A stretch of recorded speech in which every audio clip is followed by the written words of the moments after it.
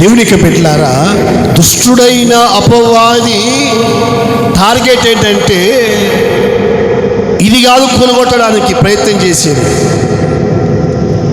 ఈ దేవాలయం కాదు పడగొట్టడానికి ప్రయత్నం చేసేది, మనం ఉన్నటువంటి గుడారాన్ని కాదు పడగొట్టడానికి ప్రయత్నం చేసేది, మన ఆధ్యాత్మికమైనటువంటి గుడారమును పడగొట్టడానికి వాడు గర్జించు సింహం వలె ఎవరిని మింగుతున్నా అని తిరుగుతూ ఉంటాడు. అందుకే బైబిల్ చెప్తూ ఉంది, పడిపోకుండా ఉండాలి అంటే, కూలిపోకుండా ఉండాలి అంటే, రాలిపోకుండా ఉండాలి అంటే మధ్యలోనే, ఇదిగో ఆధ్యాత్మిక జీవితము మధ్యలోనే ఆగిపోకుండా ఉండాలి అంటే ఈ గుడారానికి ఏం తగలకూడదు?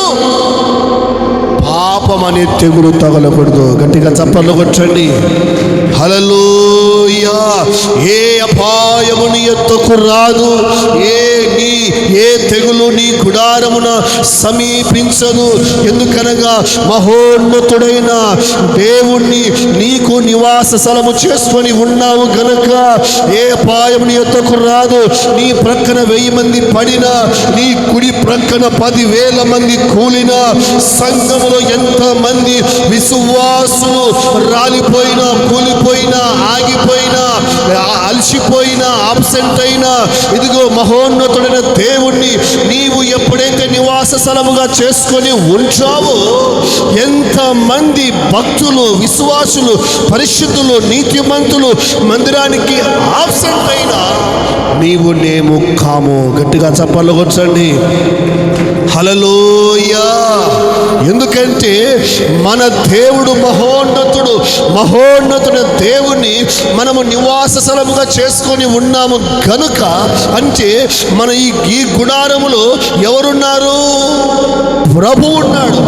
మన హృదయములో దేవుడు ఉన్నాడు గనక మన హృదయము దేవుని మీద, దేవుని మందిరము మీద, వాక్యము మీద తపన పడుతూ ఉంటుంది. హల్లెలూయా.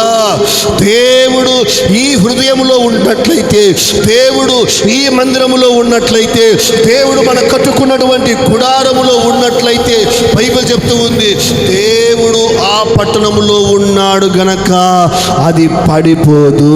గట్టిగా చప్పట్లు కొట్టండి. హల్లెలూయా.